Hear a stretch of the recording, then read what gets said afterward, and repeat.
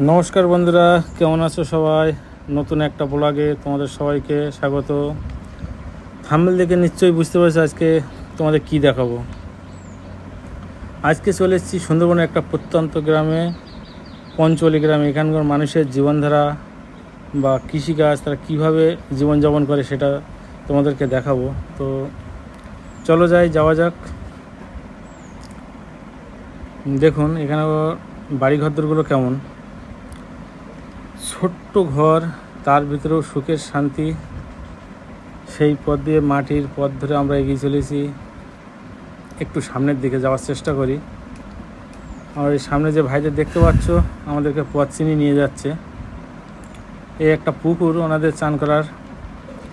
পুকুরটা পুরো পানায় ভরে আছে, দেখতে পাচ্ছ। চারিদিকে জল আর জল, এবং তার ভিতরে সবুজের সমাহার। এই যে সবুজ অংশটা দেখতে পাচ্ছ পুকুরের মাঝে, এটাকে এখানকার ভাষায় ইঁদুরকানি বলা হয়। এখানকার ভাষায় ইঁদুরকানি বলা হয়। এছাড়া এই বাগানটা দেখতে পাচ্ছ ওনাদেরই বাগান, চারিধারে সুপুরি গাছ।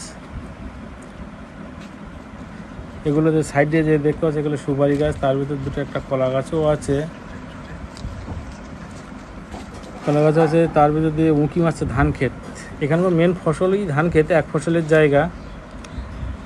বছরে একবারই চাষ হয় বর্ষাকালটায়, এবং এই ধানের উপর নির্ভর করে সারা বছর চলতে হয় এখানকার মানুষের।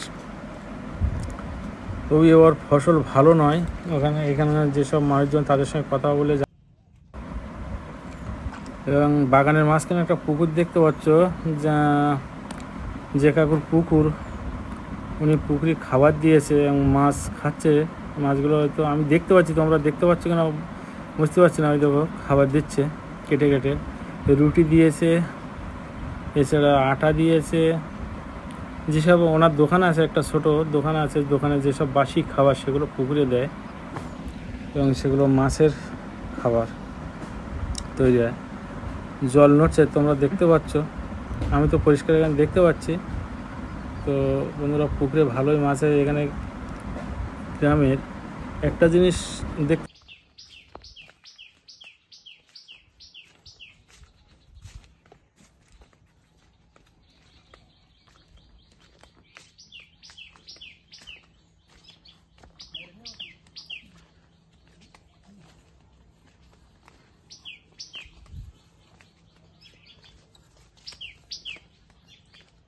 কি রান্না হচ্ছে?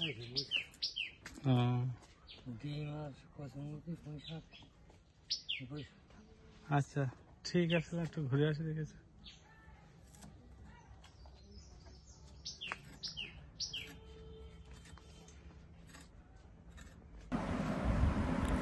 দেখুন কিভাবে বসবাস করছে। ঘরটা একদম পড়েই গেছে, তার উপরে প্লাস্টিক দিয়ে ওই একটা ঘর দেখতে পাচ্ছ, ওখানেও একজন বসবাস করে।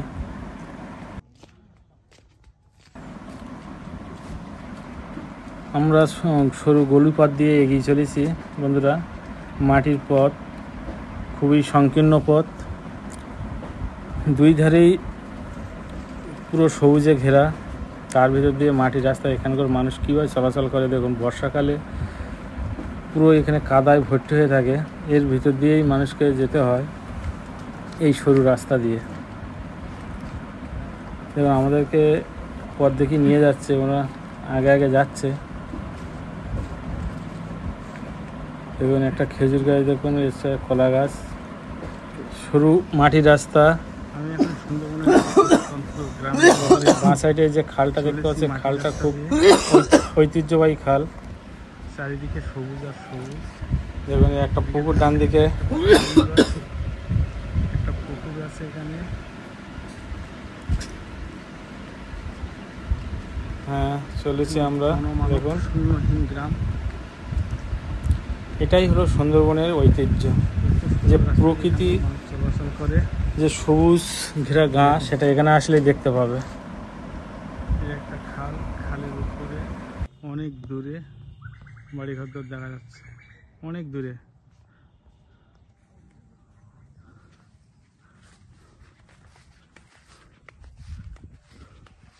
দেখুন গ্রামের রাস্তাটা দেখুন।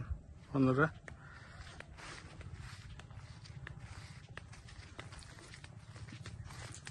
পুরো জঙ্গলের ভিতর দিয়ে রাস্তা।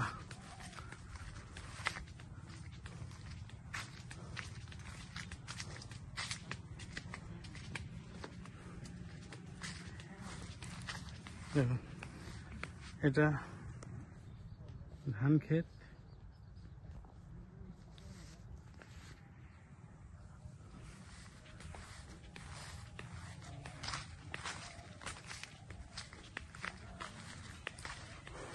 অসহ্য গরম,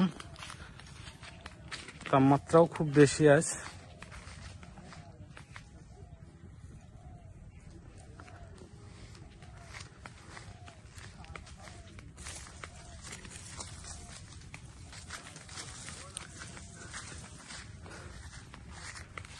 এখানে আসলে বোঝা যায় যে প্রকৃতি কি সুন্দর।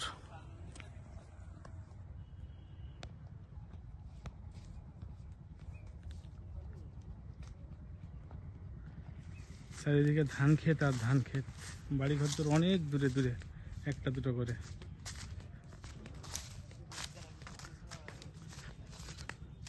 মাটির রাস্তা, আমাদের ওই কয়েকজন নিয়ে যাচ্ছে ছিনিয়ে। দেখুন, কোনো বাড়িঘর তো নেই কাছে। আর সামনে যে গ্রামটা দেখতে পাচ্ছ বন্ধুরা, ওর সাইডে আছে বাংলাদেশ।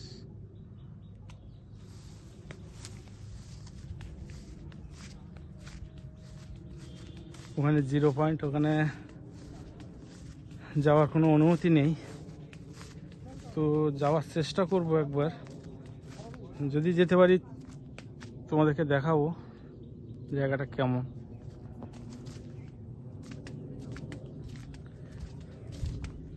দেখুন, বাঁশবরণী গাছ, আবার তার ভিতরে কত সরু রাস্তা।